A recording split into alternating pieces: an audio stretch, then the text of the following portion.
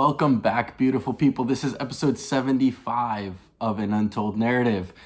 This episode is going to be just featuring myself, David Filar, your host of the past 75 episodes of this podcast.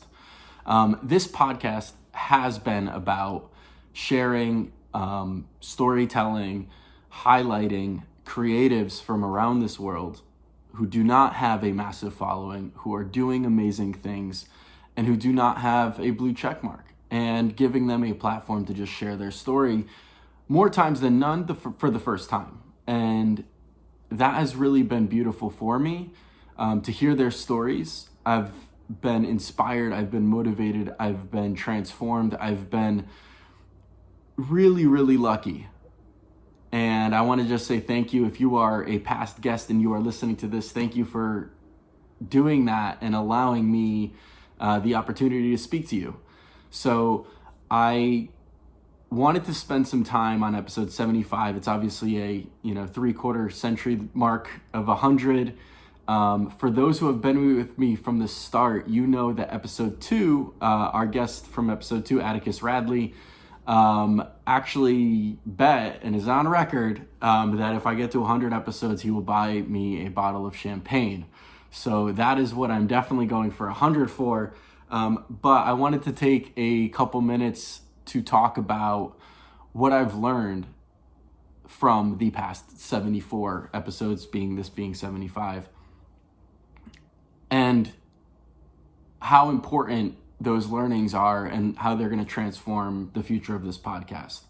So without further ado, here are the 5 things that I've learned over the past 2.5 years of doing this podcast. Number 1, media is permissionless. What does that mean?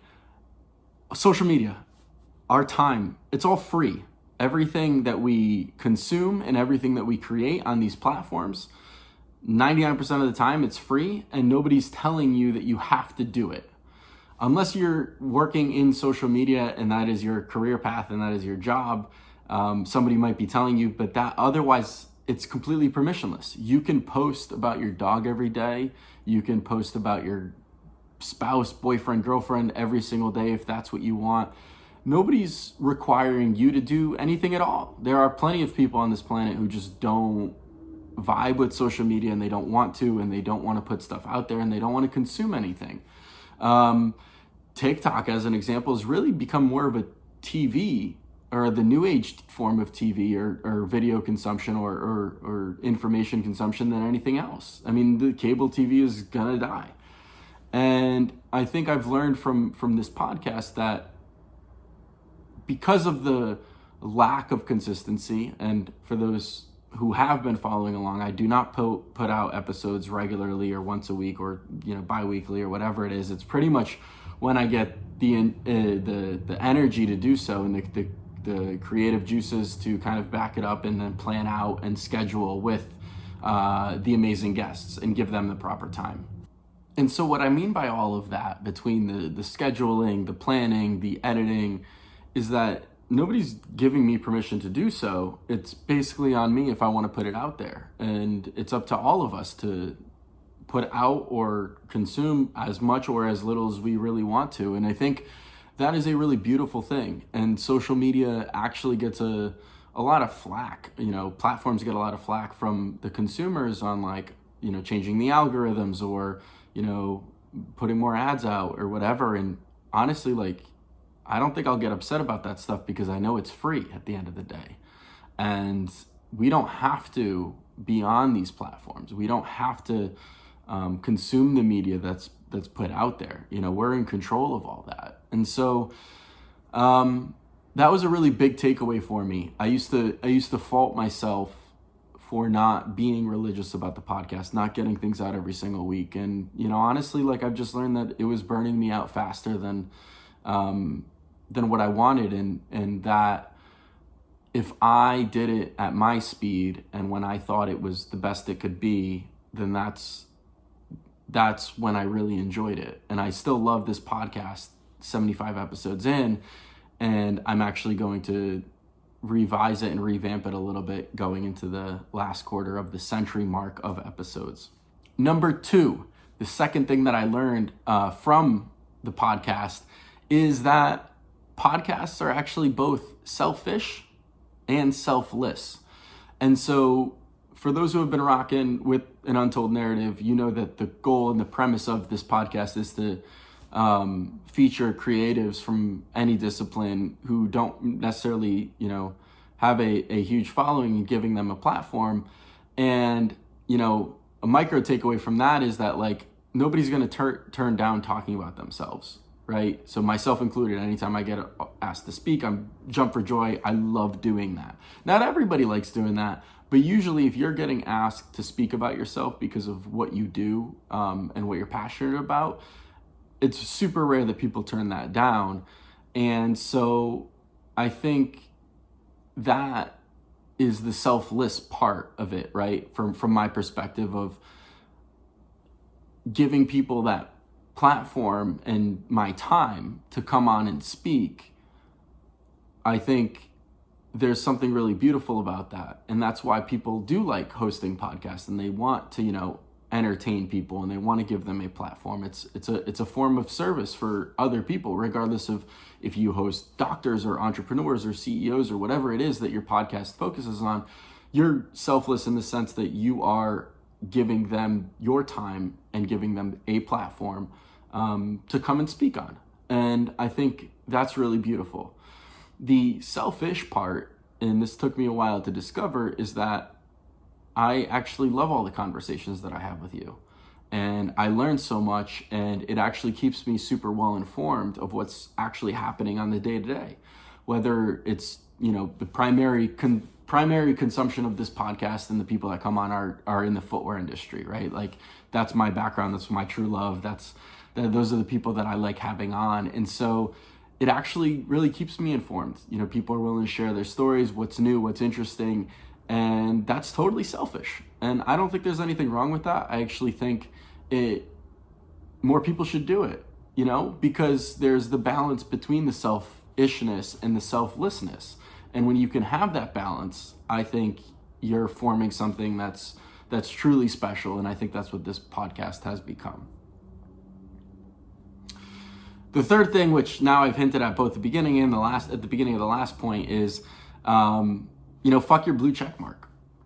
I hope, right? I think all of us hope, maybe you don't, maybe you're a better person than I do. I hope, maybe one day I'll get a blue check mark for what I'm doing and what I'm creating and the work that I put out there. I think that's really special. And people deserve that. I know a lot of people work really hard, and that's like a signifier and a badge of honor. But what I've come to learn through this podcast and from listening and consuming so many other podcasts is I'm really tired of people with huge platforms and huge followings to only feature other people with huge followings and huge communities and their blue check mark. Because yes, those people obviously deserve that, and they've grown their followership, and they, have a story to be told. But if only the top tier people are supporting the top tier people, it makes it even more difficult for anybody else to break through. And so I really, really wish that people who had blue check marks and who do have a platform and who do have a podcast, imagine if they were actually onboarding and supporting younger creatives or younger storytellers or people who haven't broken through, and they gave them a chance, and then were the reason and rationale why they blew up. I actually think we build a stronger ecosystem of people to quote unquote make it or break through. But instead, these podcasts all are blue check marks, and they all want to help other blue check marks because it makes, one, their visibility go way up because they're appealing to a larger audience. So I get that, right? But I think it would be really, really special and amazing if other people supported people who hadn't gotten to the level that they had. And so that is the point of an Untold narrative. And I hope that I never stray away from that.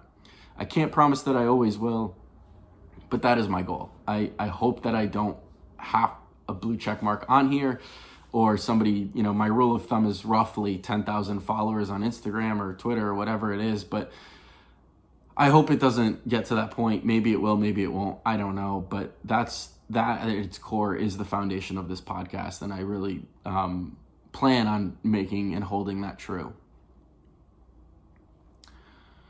The fourth thing that I've learned from having a podcast for this long is that our voices are our most powerful tool.